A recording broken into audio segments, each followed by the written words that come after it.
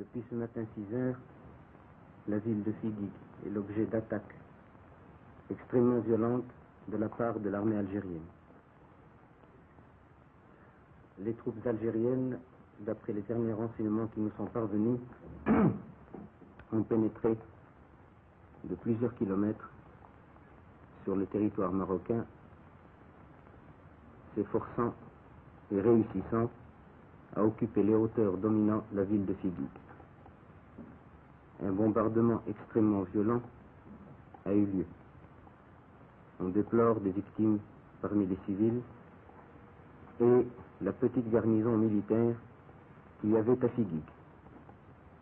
Car en fait, il n'y avait à Figuig qu'une compagnie de l'armée royale. Je souhaite que le nombre des victimes ne s'étende pas au-delà de ce qui est déjà constaté. Car c'est à partir de Figuig, justement, d'après tous les historiens, et même les plus mal intentionnés, que les problèmes de frontières commencent. Tandis que, entre Figuig et Oujda, il ne saurait y avoir de problème. On a fait donc tuer des hommes, des femmes, des enfants, des civils et des militaires. Pour quel résultat? Pour que on se retire. Mais l'armée qui a attaqué se retirera.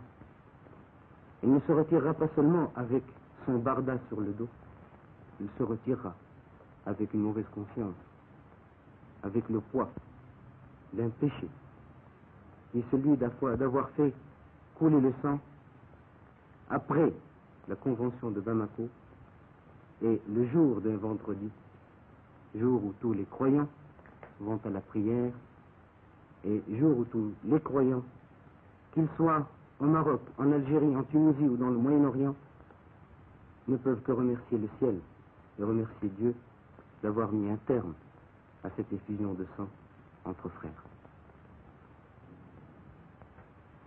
Je ne peux pas m'imaginer ni penser que la duplicité des signataires de la déclaration de Bamako puisse arriver à ce point-là. Et c'est là alors que me vient à l'esprit ce que je vous ai dit tout à l'heure. Quelle est cette main occulte, maléfique et criminelle qui cherche à accumuler entre l'Algérie et le Maroc, entre deux peuples, des monceaux de cadavres innocents, n'ayant voulu ni se battre, ni encore moins se haïr. Certes, beaucoup pourraient me dire, pourquoi est-ce que le Maroc ne prend pas des mesures de rétorsion? Pourquoi ne voulez-vous pas, en face d'Oujda, essayer de... Et je leur dirais, pourquoi faire couler des vies humaines, du sang humain?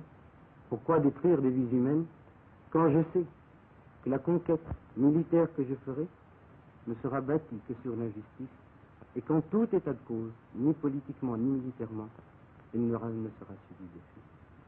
Le Maroc, pour sa part, n'entend répondre à cette attaque traîtresse, à cette attaque qui ne ressemble pas et qui n'a jamais ressemblé au génie de l'Afrique du Nord, car les Africains du Nord ont toujours été des hommes et des lions, ils n'ont jamais été des chacals. Le Maroc ne répondra pas à une traîtrise par une félonie.